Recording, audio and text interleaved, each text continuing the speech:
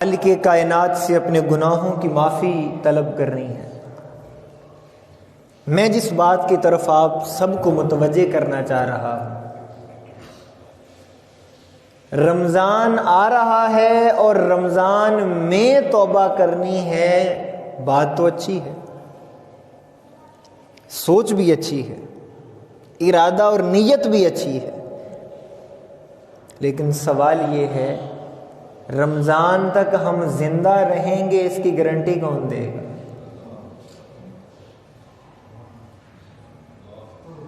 مجھے تو اپنی اگلی سانس کا بھی علم نہیں ہے کہ میں لے پاؤں گا یا نہیں۔ اگر تو ایمان ہے، اگر ایمان ہے، اور صحابہ کرام کے مشرب میں وہ تو فرماتے ہیں کہ ہم نے السلام علیکم ورحمۃ اللہ ایک طرف سلام پھیرا ہے، یہ بھی پتہ نہیں کہ دوسرا سلام بھی پھیر پائیں گے یا نہیں۔ تو یہ جو سوچ ہے ہماری کہ ہم نے رمضان میں توبہ کرنی ہے، یہ سوچ بدلنے کی ضرورت ہے۔ اس میں کوئی شک نہیں کہ رمضان المبارک میں اللہ رب العزت کی رحمتیں، اس کا فضل، اس کا کرم جوش پر ہوتا ہے، اپنے کمال پر ہوتا ہے۔ بندہ تھوڑا سا عمل کرتا ہے خلوص کے ساتھ، مالک اسی کے صدقے اس کو معاف کر دیتا۔ مالک بندہ ایک بار پکارتا ہے مولا کو، مولا 10 گنا اس کے زیادہ قریب آ جاتا ہے، اس کو 10 گنا زیادہ عطا کرتا ہے۔ اور بلکہ میرا تو یہ ایمان ہے کہ جس طرح اللہ کی ذات عقل میں نہیں آ سکتی، مولا کی ذات عقل میں نہیں آ سکتی، کوئی تولا نہیں جا سکتا اس کے فضل کو، اس کے کرم کو، کوئی پیمانہ نہیں ہے کہ ہم ناپ سکیں۔ تو جب اللہ تعالیٰ کی ذات تولی نہیں جا سکتی تو یاد رکھ لیں اس کا کرم بھی تولا نہیں جا سکتا۔ یہ جو احادیث مبارکہ میں، اور بعض علماء کرام بیان کرتے ہیں 10 گنا، 70 گنا، 20 گنا مختلف راتوں کی نسبت کے حوالے سے، یہ تو بس ایک بیان کرنے کو عدد ہے، یہ تو بیان کرنے کو ایک عدد ہے، لیکن حقیقت یہ ہے کہ مولا کا کرم کسی ایک طرف، جب مولا کی نگاہ کرم کسی طرف ہوتی ہے پھر وہ تولا نہیں جا سکتا۔ اس بندے کو بھی سمجھ نہیں آتی میرے ساتھ ہو کیا گیا ہے۔ میں ایک مثال دیتا ہوں آپ کو۔ عقل تو یہ سوچتی ہے کہ جس نے ساری زندگی گناہ میں گزاری ہو، اب یہ حدیث پاک آپ نے کتنی بار سنی ہوگی، لیکن اس اینگل سے آج آپ کو پہلی دفعہ بتا رہا ہوں۔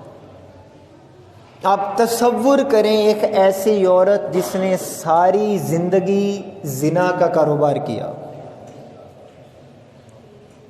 ایک لمحے کے لیے تصور کریں کوئی ایسا شخص جس نے اس قدر ساری زندگی ہی گناہوں میں، بدکاری کے اندر گزر گئی۔ میں نے پچھلے جمعۃ المبارک ایک جملہ کہا تھا کہ مایوسی ابلیسیت کی عکاس ہے، ابلیسیت کا عکس ہے مایوسی۔ اب انسان جوں جوں گناہوں کی دلدل میں دبتا چلا جاتا ہے، پھنستا چلا جاتا ہے، ویسے ویسے شیطان اس کو مایوس بھی کرتا رہتا ہے اللہ کی رحمت کے ساتھ، کہ اب تو نے یہ بھی گناہ کر لیا، اب تو تجھ سے یہ خطا بھی ہو گئی، اب تیری بخشش نہیں ہونی، اب تو نے یہ بھی کر لیا، اب تو نے یہ بھی کر لیا۔ لیکن سوچنے کی بات یہ ہے، میں بتا رہا ہوں کہ مولا کا کرم کوئی پیمانہ نہیں تول سکتا۔ وہ جب عطا کرنے پہ آتا ہے، جب وہ دینے پہ آتا ہے، جب وہ نوازنے پہ آتا ہے، تو پھر زمانہ سوال ہی کرتا رہ جاتا ہے کہ یہ ہو کیا گیا، اور مولا کا کرم نواز کر چلا جاتا۔ نہ کسی کی عقل میں آتا ہے، نہ کسی کی سمجھ میں، نہ کسی کے فہم میں۔ اب وہ عورت ہے گناہ ساری زندگی، زنا، بدکاری، بے حیائی، فحاشی، اور ہو کیا گیا ہے اس سے؟ رستے کے اندر ایک جانور کے پیاسے بچے کو اپنے جوتے کے اندر ڈال کر پانی پلا دیا ہے۔ ساری زندگی گناہ میں گزر گئی، اور اس زندگی کے اندر ایک عمل کیا ہو گیا کہ کسی جانور کا بچہ وہ پیاس کی شدت سے بلک رہا تھا، تڑپ رہا تھا اور قریب تھا کہ شاید مر جاتا۔ اس عورت کو جو ساری زندگی بدکار رہی، بدکاری کرتی رہی، گناہوں میں مبتلا رہی، اس کو ترس آتا ہے کہ ہے تو یہ بھی خدا کی مخلوق، اپنے جوتے میں پانی بھر کے اس کو پلا دیا، وہ جانور کا بچہ جو پیاسا تھا وہ بچ گیا۔ اب عقل تو یہی کہتی ہے کہ ساری زندگی گناہ، اور یہ عمل ایک ہے تو چھوٹا سا، یہ عمل کیا کرے گا؟ لیکن وہ مالک کی ذات یہ فرماتی ہے کہ اے بندے، یہ تو ہے جو میرے سے سودا بازی کرتا ہے، میری ذات تو بڑی رحیم اور کریم ہے۔ اب اسی عورت کے ایک طرف انبار لگے ہوئے ہیں گناہوں کے، اب ایک طرف وہ ایک عمل ہے، کسی اصول کے تحت بھی بخشش نہیں ہوتی، کسی اصول کے تحت بھی بخشش، کہ ساری زندگی گناہوں میں گزری ہے اور یہ ایک عمل ہے، لیکن رب کی نگاہ اور رب کا کرم وہ کس نظر سے دیکھتا ہے؟ اللہ پاک نے پوچھا، اے عورت تو یہ بتا کہ تو نے اس کو پانی کیا سوچ کے پلایا تھا؟ اس کو پانی کیا سوچ کے پلایا تھا؟ تو عورت کہنے لگی، مالک میں نے تو یہ سوچ کے اس پر مجھے ترس آ گیا کہ یہ بھی تیری مخلوق ہے، مجھے یہ سوچ کے اس پہ ترس آ گیا کہ یہ تیری مخلوق ہے۔ اللہ پاک نے فرمایا اب وہ انبار لگے پڑے ہیں سامنے گناہوں کے، لیکن رب کائنات کی ذات فرما رہی ہے تو نے اس جانور پہ ترس کیا تھا، میں آج تجھ پہ ترس کھا کے تجھے معاف کر رہا۔ اب لے آئیں کوئی پیمانہ جو اس کو تول کر اور عقل پہ سمجھا دے کہ یہ ہوا کیا ہے۔ وہ اتنا کریم اور رحیم مالک ہے ہمارا۔ تو سوال یہ ہے کہ جو بخشنے پہ آئے تو یہ نہیں دیکھتا کہ ساری زندگی کیا کرتا رہا ہے، اور یہ ہماری سودا بازی کیسی ہے کہ جی معافی رمضان میں مانگنی ہے، توبہ رمضان میں کرنی ہے، یہ رمضان کے اندر اب یہ مسجد جو مسلمانوں سے بھر جائے گی، یہ سارا سال انتظار میں رہتی ہیں ان لوگوں کے۔ یہ وفا ہے، یہ اللہ تعالیٰ کے ساتھ اپنی محبت کا اظہار، یہ وفا ہے یا بے وفائی ہے؟ مجھے یہ بتائیں کہ ہم نے اللہ تعالیٰ کی ذات کو بھی، اس کے کرم کو بھی، اس کے فضل کو بھی، اس کی رحمت کو بھی، اس کی بخشش، اس کی مغفرت کو بھی ایک مہینے کے اندر قید کر رکھا،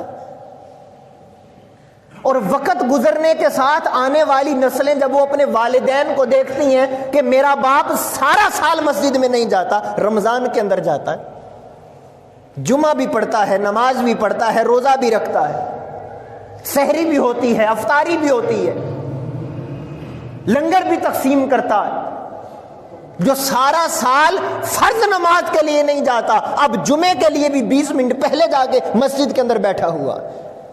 تو وہ جو اولاد اپنی باپ کے عمل سے سیکھ رہی ہے، وہ جو گین کر رہی ہے، وہ کیا سوچے گی، اس کا تصور کیا بنے گا کہ ہم جس خدا کو مانتے ہیں وہ تو رمضان میں دیتا ہے، باقی معاذ اللہ سارا سال وہ دینے سے عاجز آ جاتا ہے۔ اور آپ آج ایک لمحہ فکریہ میں آپ کے سامنے رکھنا چاہتا ہوں، آج سوچیں، نوجوان بھی میرے، اور اس بات کو ذرا اپنے دل کی گہرائی سے ذرا شرمسار ہو کے سوچیں کہ ہمارا عمل ثابت کیا کر رہا ہے، ہمارا عمل کیا ثابت کرتا ہے۔ اب میں آپ سے ایک سوال کرتا ہوں، مجھے بول کے جواب دیجئے گا، ہم مسلمان ہیں یا نہیں؟ بولیں، ہم مسلمان ہیں۔ مسلمان کتنے خداؤں کو مانتا ہے؟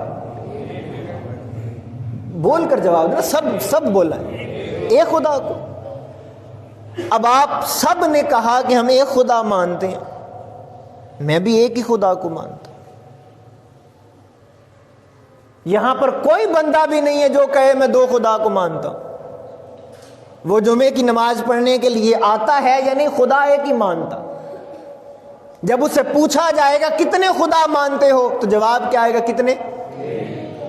اب ہمارا عمل کیا ثابت کرتا ہے؟ ایک ہے ہمارا قول، ہم زبان سے کیا کہہ رہے ہیں، ایک ہے ہمارا عمل کیا ثابت کر رہا ہے۔ یہ جو آپ اتنے سارے لوگ آئے بیٹھے ہیں، یہ امام صاحب بیٹھے ہیں، اگر میں ان سے یہ سوال کروں، یا ابھی جمعے کے وقت جتنی مسجد بھر جائے گی، کیا فجر اور عشاء تک جو 5 نمازیں ہیں کبھی اتنے نمازی آتے ہیں؟ حضور قبلہ ذرا جواب دیں، آتے ہیں؟ میں تصدیق کروا رہا ہوں۔ اب آپ سمجھیں اس بات کو، یہ جمعہ جس خدا کی عبادت کرنے آتے ہیں، فجر، ظہر، عصر، مغرب، عشاء کے اندر کسی اور خدا کی عبادت ہوتی، وہ عبادت فرض نہیں ہے ہم پہ۔ اب کہنے کو تو ہم نے کہا کہ ایک خدا مانتے ہیں، لیکن جس نے 5 وقت کی نماز ہم پر فرض کی، اس سے ہمارا تعلق کمزور ہے، ہمارا عمل کیا دنیا کو بتا رہا ہے۔ اور جس نے جمعے کی نماز کو ہم پر واجب کیا ہے، لازم کیا ہے، اس سے ہمارا تعلق ذرا زیادہ ہے یا نہیں ایسا؟ تو عمل تو ہمارا بتا رہا ہے کہ ہم ایک خدا نہیں مانتے۔ اگلی بات سنیں، یہ 2 ہو گئے، ایک اور خدا کون سا؟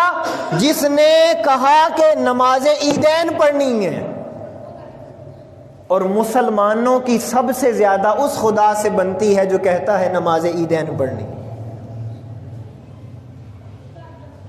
قول کہنے کو تو ایک خدا مان رہے ہیں ہم، عمل سے ثابت کر رہے ہیں کہ 3 خدا مانتے ہیں، اور ہماری اس خدا سے نہیں بنتی۔ وہ خدا ہماری سنتا نہیں ہے، ہم اس خدا کو سنانے کو تیار نہیں جس نے 5 وقت کی نماز بھی فرض کی ہے۔ اگر بنتی ہوتی، اگر یقین ہوتا، اعتقاد ہوتا، ایمان ہوتا، تو یہ جو عوام کی تعداد جمعے اور عیدین کے اوپر ہوتی ہے اور محافل کے اندر ہوتی ہے، یہ فجر کے وقت بھی ہوتی، یہ ظہر کے وقت بھی ہوتی، یہ عصر کے وقت بھی ہوتی، یہ مغرب عشاء کے وقت بھی ہوتی۔ عمل تو ہمارا کچھ اور ہی ثابت کرتا ہے۔ اب معذرت کے ساتھ میں سخت جملہ کہنے لگا ہوں، لیکن کیا کروں، مجبور ہوں۔ ہماری آنے والی نسل کسی اور ہی رستے کے اوپر چل پڑی ہے۔ جب قول اور فعل کے اندر تضاد آ جائے تو کیا کہتے ہیں؟ بولیں، جب قول اور فعل کے اندر تضاد آ جائے تو اسے کیا کہا جاتا ہے؟ منافقت ہے۔ اور یہ سچ ہے کہ یہ منافقت ہے۔ کسی کو اچھا لگے برا لگے، یہ حقیقت ہے۔ یا تو مجھے بتائیں، میں نے قاری صاحب کے سامنے پوچھا کیا اتنی تعداد ہوتی ہے ہماری نمازوں میں؟ نہیں ہوتی۔ دربار دیکھ لیں، بازار دیکھ لیں، ہر وقت آباد نظر آئیں گے آپ کو۔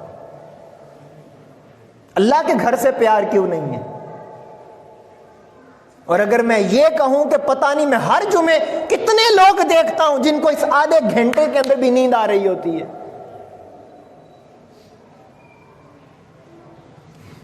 وہ تصور یہ ہے نا حدیث پاک کے اندر کہ عبادت اس طرح کرو کہ تم خدا کو دیکھ رہے ہو۔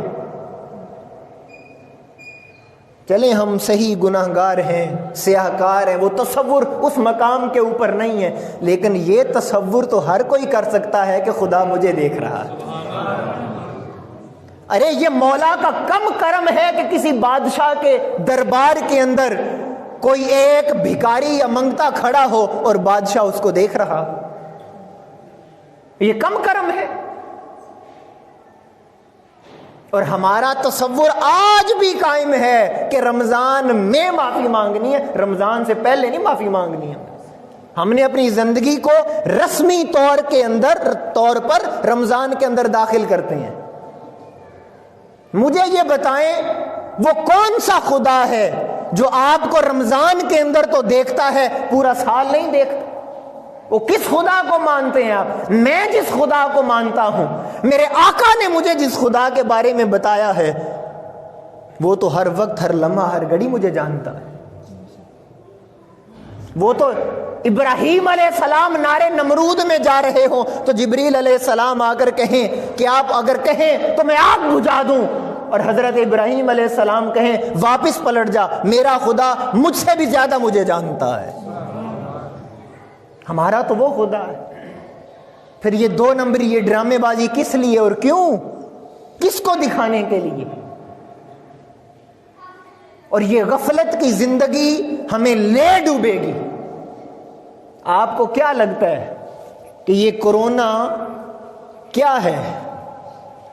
میں تو اس کے اوپر سوچنے بیٹھتا ہوں تو لفظوں میں بیان نہیں ہوتا کہ میں آپ کو کیا بتاؤں۔ پوری دنیا کو ایک وبا نے، ایک وائرس نے ہلا کے رکھ دیا۔ کافر نہیں مانتا، مسلمان کو تو سمجھنا چاہیے کہ ہو کیا رہا ہے۔ اور یہ وقت ہر گزرتا دن، ہر گزرتا لمحہ ہمارے وقت کو کم کرتا چلا جا رہا ہے۔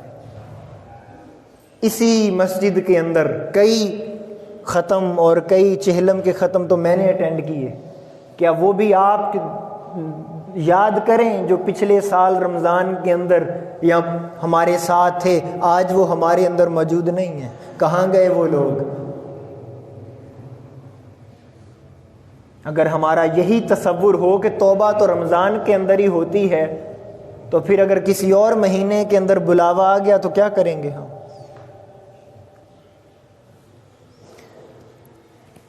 نصیحت کے لیے انسان کو بتایا جاتا ہے، توبہ نہ کرنے والے کو قرآن ظالم کہتا ہے۔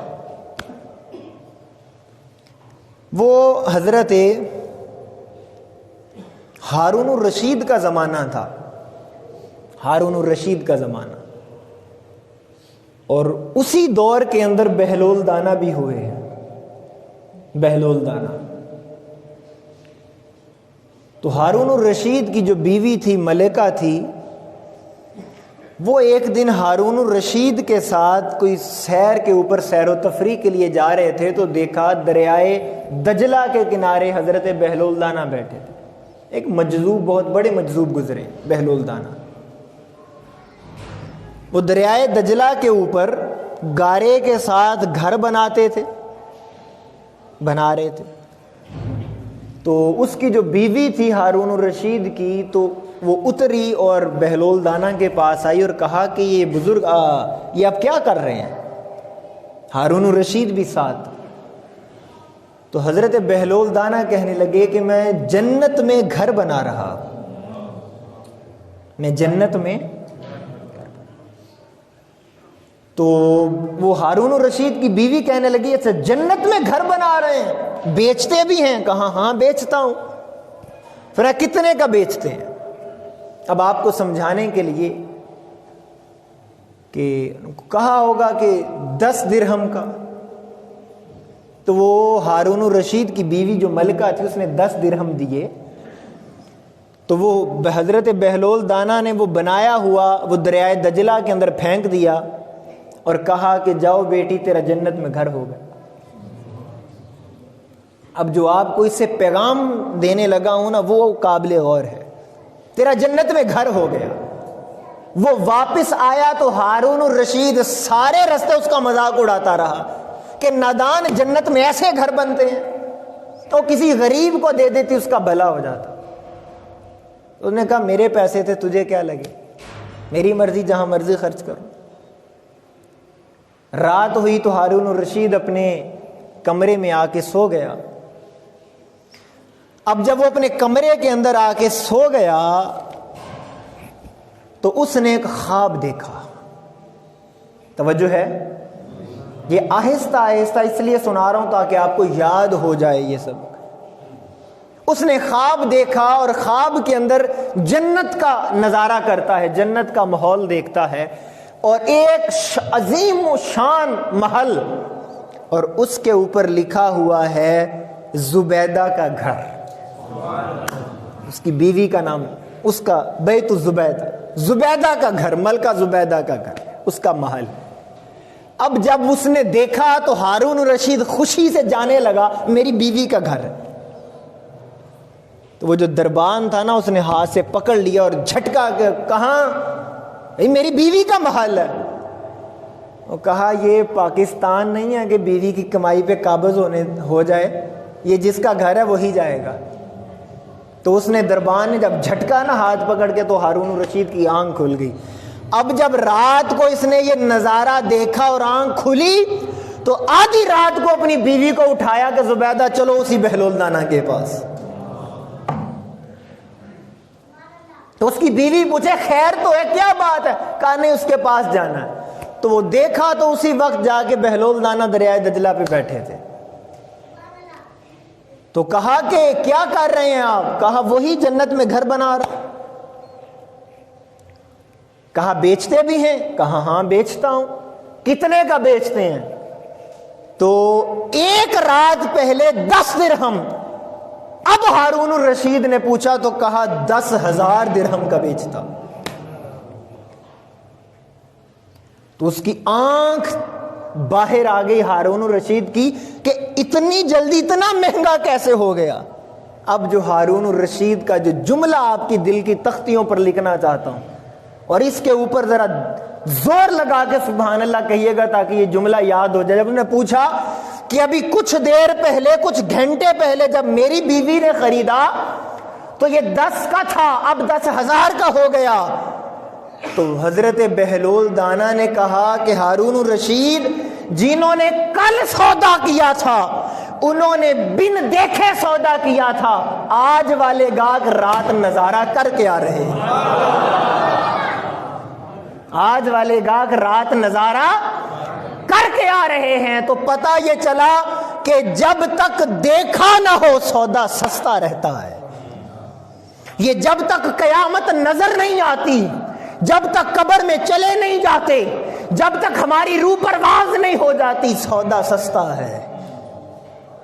کتنا سستا ہے کہ ایک بار صدق کے دل سے مولا کی بارگاہ میں سجدہ ریز ہو، ایک بار آنسو بہا کر رب سے اپنے گناہوں کی معافی مانگو، ایک بار اللہ رب العزت کی سامنے گڑ گڑاؤ، توبہ کرو، استغفار کرو، بخشش مانگو، اس کے کرم کی فضل کی خیرات مانگو، صدق کے دل سے ایک بار مانگو، وہ عطا کر دے گا۔ اور قیامت کے روز کتنا مہنگا ہو جائے گا، سب کچھ دے کر بھی کچھ ہاتھ نہیں آئے گا، سب کچھ دے کر بھی کچھ ہاتھ نہیں آئے گا۔ اب وقت ہے سودا سستا ہے۔ تو بتانا یہ چاہ رہا تھا کہ یہ فکر کو پرموٹ کرنا کہ توبہ رمضان میں کریں گے، ارے توبہ ابھی کرو، رمضان کے اندر اپنی روحانی دنیا کے اندر ترقی کرنا کہ مالک کائنات تمہیں روحانیت کے کچھ ذرے عطا کر دے، تمہیں روحانیت کی، تمہارے من کی آنکھ بیدار ہو جائے، تمہارے من کی دنیا آباد ہو جائے۔ رمضان میں اللہ رب العزت سے وہ مانگ لینا، توبہ ابھی سے کر لو۔ اللہ رب العزت ہمیں اس بات کو سمجھنے کی توفیق عطا فرمائے۔ وما علینا الا البلاغ۔